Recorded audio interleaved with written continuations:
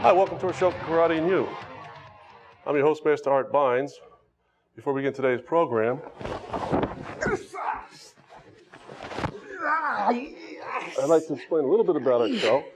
As you know, Karate and You wasn't designed specifically. Can't hear you. Just promote United States Black Hat Kempo Karate, but to promote all styles of the martial arts, so we all unite in a common cause to help improve our country and help make it a happier, healthier, safer place in which to live.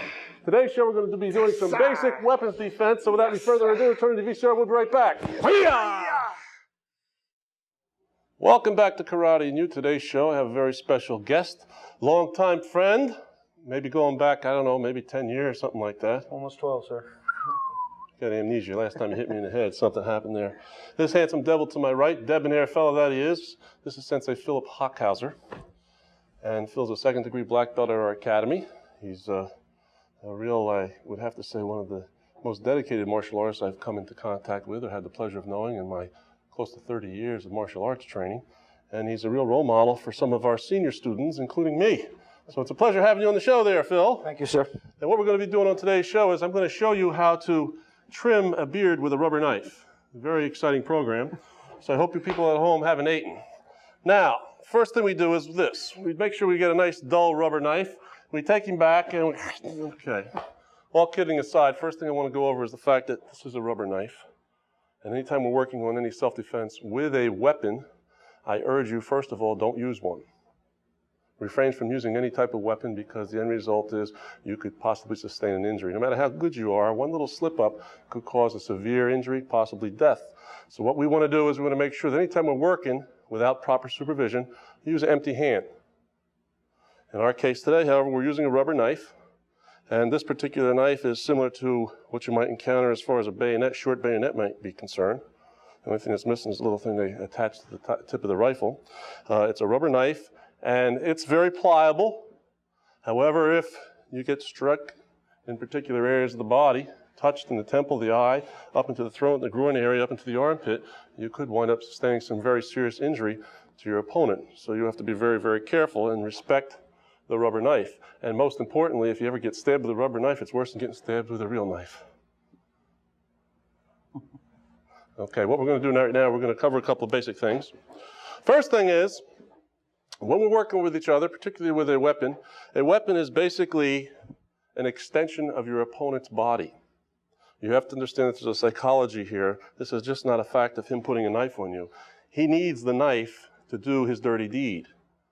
So this knife is an extension of his body, and it's an extension of his confidence as well, because without it, he couldn't do what he's setting out to do right now. Now, if someone has a knife on you, you're much better off in a situation as though, not as though, but back off for a second.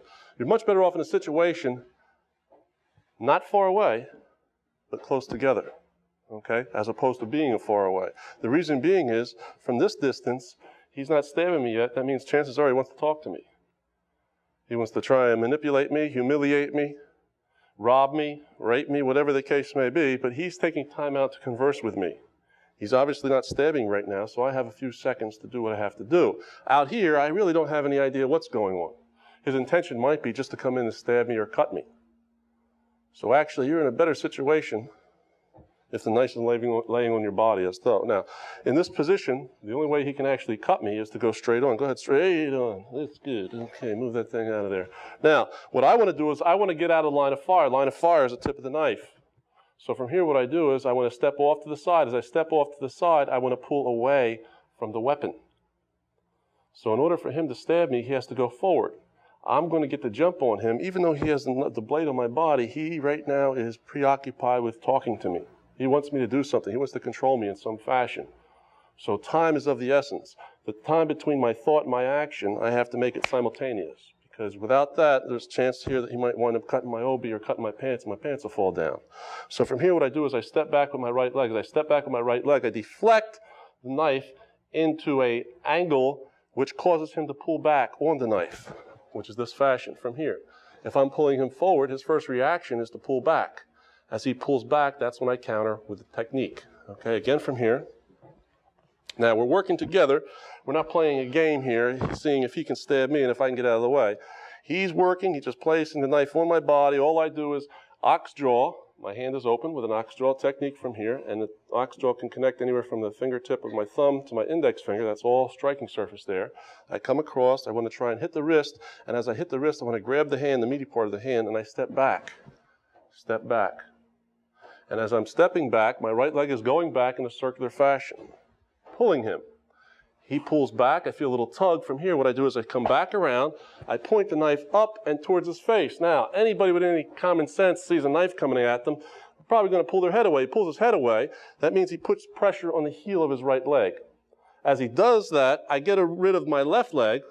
Again, we go back to the 4 table legs theory. I get rid of my left leg, and I put pressure into the left corner. He goes down. Now, after he goes down, I just don't let him stay there. I yank on that arm, straighten out his arm. Now, from here, what I'm going to do is I'm going to turn this away and put pressure into his elbow and pry up on his elbow, just like a crowbar here. And I pry until he opens up that hand. I take this, and I don't want to reach down here. I just want to come across here, and I want to start from this side and go right around. Nice cut. Open it up a little bit, make sure it's red. And then back off. When I back off always to his head. I never back off down by his feet, because over here, he could possibly kick me. He could possibly grab me here, but if I back off by his head, I'm in good position. He wants to reach out, fine, I'll step on any of the hands, fingers, toes he's got coming at me. Back up there, sir. Okay, again, now you got to take this real slow, because anytime you're throwing each other around, you got to remember you're putting pressure in the wrist joints here. It doesn't take much pressure to wind up breaking a wrist or spraining one. From here, ox draw. Step back, circular, pull. He pulls back, I reach up, reinforce, and I stick that knife in his face. There's a whole psychology here. It's just not a matter of movement. It's a matter of psychology. What is he going to think? You see that knife sticking at your face, for some reason you pull your head away. Pressure goes into the right heel. I got the table leg here. Now what I want to do is get rid of my left leg, put pressure in the corner. He goes down. I'm pulling away so that arm straightens out. I twist from here. Now, I can take him down also from here. I can pressure into both knees just like so. Back up. Again, from here to here to here. I can work over on this angle here. I like this. Pressure right in here and drive into that shoulder. Kind of give him one of them nice square backs they used to give us. Remember those, Phil? No, never got one. Oh, you always had that long hair stuff. Yes, sir. Yeah, you weren't cool like me, Phil. Okay. Except in the army. Pressure again. All right, now, this is one particular way of deflecting, get it out of line of fire. I don't want to go this way, into the knife. I don't want to go this way. It's out and away. Out and away, deflecting. Okay, now, straighten out the blade a little bit. Looks a little sick. He's got the knife on me this way. Now, the reason I'm going out to my right side from here, throwing my right leg out, is that I want to get to his blind side. Once I'm over here, it's pretty hard for him to kick me or punch me from this angle. If I'm on the inside of him, he can reach over with that other arm, and I could possibly be in some real serious trouble. If I have a preference, I want to get to the outside, his blind side. However, I could be in a situation where we're in a close corridor. Might be a hallway here with a wall up, and I can't go this way. So I have to go the other way. Now from here, what I would do is I'd do the same thing. I'd step back, push. From here, I pick the knife up and come back over this way. From here, I reach up, grab the hair, I pull and I push. Down he goes. Now, once I got him down here, again, you control the weapon, you control your opponent. From here, all I do is I put pressure into that wrist, take the knife, cut into the wrist. Back up again. Blade is on me. I go off this way. Come back up from here, grab the hair. I pull and I push. As I do so, I let my body weight go forward. I pull him through.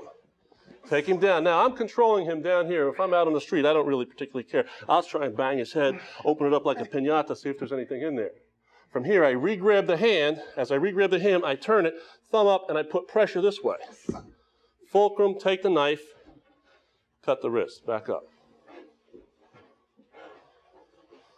Now, it's real easy to get into a situation in the dojo and practice knife techniques because you know in your mind this is a rubber knife.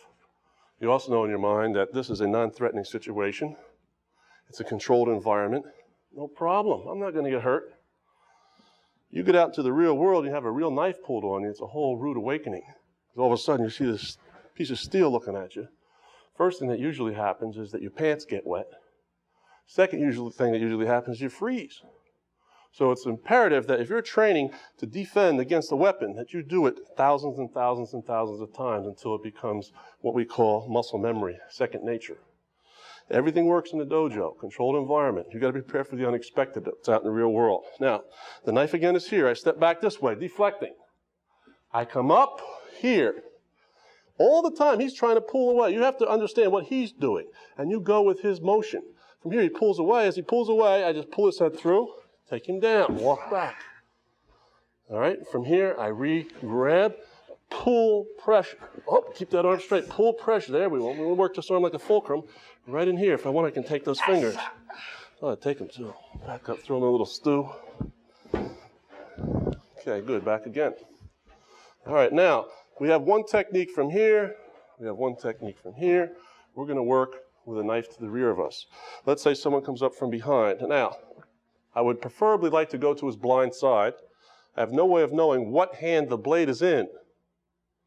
So I got to roll the dice a little bit. I lost. Okay, I'll roll them again. Okay, we would assume that he's probably a right-handed person because most people are dominant with the right side. So right now I have to take a gamble. He's got the knife on me, no matter where it is. Obviously, he's not stabbing me yet, so he probably wants my money, my jewelry, my car, my girlfriend, whatever the case may be, and he can have it all. But not without a fight from Mr. Beins. From here, what I do is step out my left leg. My right arm comes up nice and hot. I reach over and I grab. As I grab, all I do is I point the finger at him. I come back in a spherical movement, and I step back with my left leg, getting rid of that table leg, and down he comes. Technique works so smooth, I'm telling you, it takes you about maybe 20 of these techniques until you get it down, and you'll have it down to a science. So you're here, and you're deflecting up. Now, hold on to me. Get a little closer. The reason that I'm pushing my arm back away from my body is I have no way of knowing how long the blade is. Could have a sword back there, one of those ninja swords that my friend Cobra uses. All right, so I don't know really what he's got. So from here, what I do is I put my hand close to him, almost skimming his body, and up. I reach over and I grab. Now my arm is here, it's blocking him from coming straight down. The only thing he can do is pull away. As he's pulling away, that's fine, because that gives me an opportunity to make this big circle. He pulls away, and I simply take him over to where he wants to go. From here, I got all these options. Preferably, I'd like to come right in this position here. From here, I can just put pressure on his elbow with my knee, and I can hold him on all day long. What size ring are you? 10, sir. What size were you? It's 11, sir. Okay, back up. Okay, again. Come back over here, Phil. Sorry, sir. So we listen to Michael Jackson. Okay. What I'd like you to do this time, Phil, is I want you to face the people at home. Yes, sir. And get me from behind. Phil, you even got hair on your chest. Man, we have known each other for a long time, haven't we? Yes, sir. Okay. There we go. We're going to invent a new mic. Okay. Comes up from behind. I'm standing here again. My right arm comes back. Now watch the line of fire. The line of fire is about right where my right lung is back here. I'm going to step off to the left in a circular fashion. I don't go across this way because you could scratch the back of my spine, sever some cords back there. So I step out and around, and up. From here, I re-grab. And when I re-grab, if I can get it close up, I want to try and grab the meaty part of the hand. Okay, if I can't grab the meaty part of the hand, grab the whole hand. From here, I come back up, my hand comes up from here. He wants to pull away. Pulls away, no problem, I go with him. Big circle, step back, he goes down. From here, I pull, twist. Pressure right in that elbow, take the knife, cut the wrist. I don't like bending over like this because I bend over here, he reaches up, he gives me that left hand, I get a problem. So why not just cut the wrist right in there? And then throw him away and back off into a defensive position. Back again. Now, again, we have that situation where there's a wall on my right side. There's a corridor here. I can't go running into the wall, so I look pretty ridiculous. Look like that guy on the Pink Panther movie. What was his name? Kato? All right, now from here, I step around with my right leg. Step around with my right leg. My left arm does the same thing. From here, I come up. Now, from here, what I do is I put pressure right into his elbow. Now, I have these 4 legs. It's imperative that you understand the concept here, the mechanics. If there's resistance coming back up, he's not going to go down. So all I do is step back with my left leg. I pick up on his arm, put pressure into his elbow. I got him right here. There's pressure here. I can take the knife, work up under the armpits because there's main arteries in there. Or work up into here. Oh, sorry, Phil. Uh-oh, we're stuck. Okay. Ooh, man. Yeah, take care of that hygiene thing, will you? Okay, here we go again. Knife's on me. From here, I step off to the right. Left hand comes up. Right from here. The idea, again, is he wants to pull away. He pulls away, I help him out. If I want from here, jam that shoulder in, jam the knee in. From here, I can lock in just with my knees, just like so. Reach up, Phil. I hate to do all this to you, but I really, tell you the truth, I enjoy it. All right, from here, and then I talk to him. Okay, who's the greatest, Phil? You are, sir. Who? You are, sir. Okay, good, back up. Did I get my point across? Yes, sir. All right, here we go again. Places that blade on me. I bet you wish you had a real one, don't you? Okay, now, from here, again, big circle. It's imperative that you people at home understand the mechanics here, the physiology. Circular, I'm pulling away. I'm pulling away, but I'm facing him. This arm is in here. I'm over. Get rid of the table leg. That's my right leg right here. Pressure. Getting easier and easier to get this knife. From here, knee goes in. Pressure right there. Or I just continue to pressure right on down. I can step on that elbow if I want. Step on it and put out a cigarette. Okay, back up. Even though I don't smoke. Okay, let's work a different angle right over here. People can see exactly. I'll tell you what, switch it all the way around. There you go. All right, from here I step back. I'm here. I reach up, circle. All that's happening, just say right there, Phil. All that's happening is I'm just pointing. Big circle. Big circle. He's pulling back, so let him go back.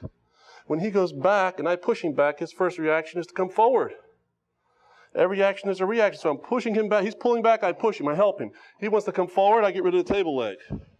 He goes right on down. Right on down. Put that pressure with the shin right into that elbow. There we go. Okay. Hop over there, Phil. Yes, sir. I don't want anybody at home to see this. See, guy can't even dress himself with his own mic. Okay. Now, when you're working with this weapon, again, it's imperative that you respect this thing. Even though it's a piece of rubber, injury can be sustained if you're not respectful of the weapon. I prefer that you don't use anything at all unless you're under supervision in the dojo. You're at home and you're working with your brother, your sister. Let me have that knife. We have no knife. We just work with our hand. We can work just as easy with the hand as we can with a weapon. I've seen people in demonstrations, people who have been in the martial arts for 35 years, getting out there, and they break out these shiny swords and these knives and daggers, and the end result is someone gets injured, and for what particular reason? Just for the fact of saying, hey, look at how dangerous this can be. Proving a fact is not what I like to do.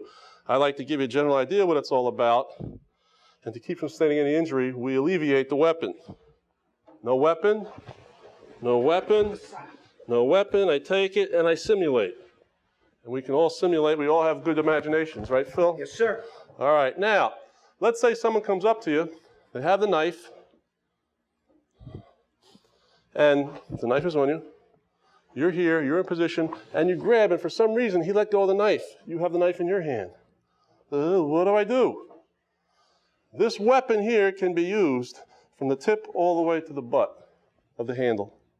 So if I have the weapon in this position here, I can use to strike here. I can use to rake here. I can rake the side of the face with the edge of the knife. If I want, all I do is I pivot with my fingertips, whip the blade back this way, strike here. I can strike this way, figure eights, all kinds of exciting things I can do. However, once you get it, I wouldn't discard it, throw it off to the side, and go hand to hand with this man. Hold it and use it to your advantage. Like I said before, there's a psychology here. He has a weapon in his hand for a reason. If he was so big and bad, he would come at me without the knife. But he's got to make a quick getaway. He wants my money. He likes my belt. Likes my pajamas. All right, the end result is he's got to use a weapon to get his point across. So without that weapon, you're going to have a much better chance. Number one is you control the weapon, you control him. This weapon's just an extension of his being. Without it, he gets down on this level here. So you have to understand that. Now, real quick, we're just going to review a couple of these things. First one is here, deflecting, coming back up, down. Twist, get that knife, cut the wrist. Back up. Other one from this position. I step back in the opposite direction to here. I come up. I reach through. He's pulling away. He doesn't want his arm up in the air. He's pulling away. So that's good because that elbow bends. It brings his head through easier. As I'm pulling his head through, he's going to pull away. As he pulls away, I take him down. Now, if I take him down, I got a knee. I can smash on his head. I can blast him with this one, but I want to control the weapon. From here, I pick the hand up, and I put pressure just like so. I'm going to pull his elbow to me, put pressure into that knuckle. Take the weapon and cut him. And make sure when you're taking the weapon away, people, that you don't do one of these numbers. All right? Reach down low, grab onto that weapon. If you also have a problem and you're trying to get the weapon away, use it as a lever. You can place your thumb on the blade, on the blunt part of the blade, and use it as a crowbar. Okay? But don't do one of these deals. Okay? Then you have a whistle. From here, you pry just like so, and then you can cut him. Smashing face. Okay, almost got you with that one. All right? Knife in the back. We know about this technique. I'm sure we've all had a few knives in the back in our day. From here, I step back. I'm in position from here. I grab. Big circle. Left leg. Get rid of that left leg. Ooh, can't help it. Around. Again, we twist him. Cut him. Oh-yeah! Kick him. Back up. And the last one. We turn in this way. We come up this way, just like so. And when we hit him, we get rid of the leg. Bingo. From here, pressure in that joint. If you want, again, you take the knife and you pry. Take the blade. Cut him. And stay there, sir. Stay. You always get up to his head. That's about all the time we have. We got a break to this match of the week. Be right back. Okay, let's try it again. Match of the week. Black belt. Eric Elders, 18 years old. And the gentleman he's sparring is a red belt. Mr. Eric Hugatsdagi is 15 years old. Good combinations out here. Let's go. Good combinations. We're the center. Nice hand combination for both gentlemen. Good counter punch. Good control. Eric Elders, Student of the Year for 1994. Lots of facial contact, fellas. Let's go. Good control out here. Good counter Good punch. combination. Take down. Front thrust roundhouse. Good counter punch by Eric Hugatsdagi. Nice takedown. All right, once we take him down, we don't stop till the referee stops us. Our referee this week, Sensei Michael Del Val. Continue back to center, quick. Back up, quick. Very good. We don't stop fighting till the referee stops us. Sometimes we go to the ground and continue fighting. Try and get as close to a real situation as possible. When you're in the martial arts, you're in a dojo, it's a controlled environment. What we like to do is try and turn the volume up as close to the real thing as possible without any malicious contact. Constantly maintaining respect and control. Again, safety is number one priority at all times. 30 seconds. Nice front thrust roundhouse. See what you got here. Come on. Butterfly kick. Back fist spinning wheel kick. Take down here. Good exchange of punches. Takedown attempt. Back to center. Fight mission.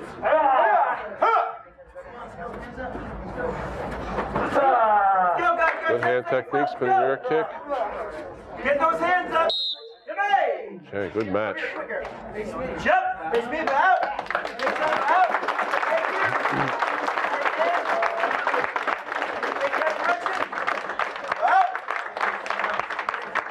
Nice job, nice job. How'd you like that match of the week? Excellent fight, sir. Eric Elders, one of our best black belts we got over there. Yes, he is, sir. He's one of our freshest and one of our most up and coming. We'll be right back after this message. Welcome to another conclusion of Karate and You. Before we close, I would like just to give you a little tip for some of the people out there, men and women. During the holiday season, you always hear about carjackings and people being robbed and abducted in parking lots. A little tip for you, some of you, is if you're doing any shopping this year, which I hope you are, incidentally, I'm extra large in a shirt, make sure before you enter the store, you keep your keys in your hand. Just in case someone comes and approaches you, want to get back to your car, you got the key to get in, or you got your opener to get in. Or if someone grabs you, you can also use the keys as a weapon. You can poke with them, gouge with them, scratch with them. On the way out of the store, before you leave the store, you start walking to your car, make sure those keys are in your hand. In your hand, all right? Also, I'd like to say hello to a couple people out there. I'd like to say Merry Christmas to Leslie, Mark, Chris, and Capri. And I hope to have a very, very Merry Christmas with you, opening up some gifts under the Christmas tree. And Phil, I'd like to say it's been a pleasure having you on the show. Thank you very much, sir. Anybody you want to say hello to? I'd just like to say hello to my wife, Lynn, and my son, Ian, at school. Hi. Okay, Phil, it's a pleasure having you on the Thank you, sir. program. And I would like to say publicly, it's a real honor to have you in our academy. You're a real asset to us all. I don't tell you that as much as I should, but I figure this is a great opportunity. If you're interested in learning more about our show, Karate and You, please contact Grandmaster Art Beins at karateandyou@toogoodtv.com. Art Beins, Karate and You, dedicated to your achievement. This is Master Art Beins, Sensei Phil Hochhauser. Thank you for inviting us into your home. Remember that the biggest obstacle in life is yourself. Overcome it, you will achieve the greatest accomplishment of all. This can only be achieved, however, through a balanced education that pertains to, ready, Phil? Yes, sir. Knowledge of the mind, honesty in the heart, and, come on, strength in the body. Thank you. Have a happy, healthy, and safe week. And here comes those keys. Catch them. Okay. Let's get over here and work on a couple of these things that we did before. That knife is over here. I step off, out, around, big circle. Take him down. Get that knife. Cut that wrist. And flop it on the platter, get a couple of boiled potatoes, some string beans, delicious meal. Back up. Okay, again from here, go in the opposite direction from here. I step back to the left leg, I deflect, I come back up. I'm in position from here, I reach through, I pull, push, take him down. I'm taking him down slowly here, otherwise I crack that head open. I might even do one of these. I learned this from Bruno Sammartino. You put the thing in, kick start, that's Harvey Davidson. Okay, back up there. Here we go again. I'm in position from here, from the rear.